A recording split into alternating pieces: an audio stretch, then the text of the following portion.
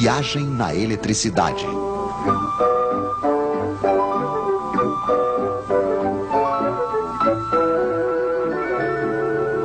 Entre menos e mais.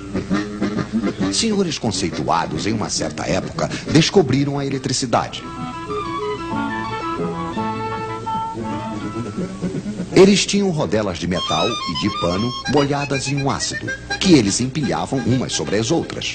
Isto fazia uma pilha de rodelas, uma pilha elétrica. Então eles disseram: a eletricidade deve ser alguma coisa que sai por um fio e entra por outro. Então eles escreveram mais de um lado e menos do outro, e decidiram que a eletricidade ia do mais para o menos. Mas tudo isso ao acaso. Para saber ao certo, seria preciso ver de perto os átomos dos fios. Hoje, graças a nossas câmeras especiais, estamos habilitados para apresentar-lhes aqui alguns átomos que nos deram a honra de vir em nossos estúdios para nos explicar. Um átomo é, antes de tudo, um núcleo com cargas elétricas mais. Em torno, vem girar cargas elétricas menos. São os elétrons. Quando existe a mesma quantidade de menos que de mais, as cargas elétricas se anulam.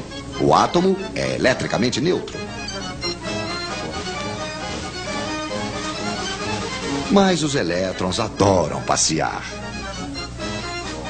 Então, assim que falta um elétron, há uma carga a mais que não é mais anulada.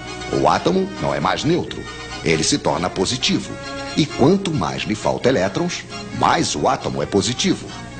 Ele só terá uma vontade, o átomo, claro, que é a de recuperar elétrons.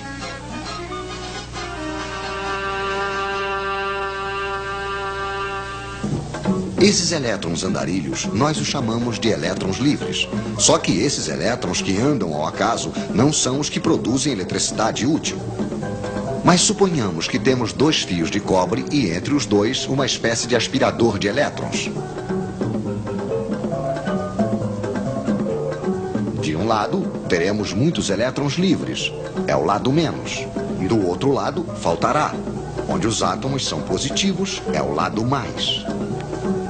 Existe entre os dois fios aquilo que chamamos de diferença de potencial, de volts. Por que volts? Ah, sim. O senhor que tinha inventado a pilha elétrica se chamava Sr. Volta. E quanto mais elétrons faltar de um lado, maior se torna a diferença de potencial. Mais volts há. Ao longo dos fios, os átomos certamente só terão uma vontade: recuperar os elétrons que estão no outro fio. Vamos deixar os elétrons passarem. Vamos fazer-lhes uma passagem, mas estreitíssima. O filamento de uma lâmpada, por exemplo. Então os elétrons se precipitam, se pressionam, se empurram. Os átomos do filamento ficam atrapalhados. Esfrega, esquenta, produz luz.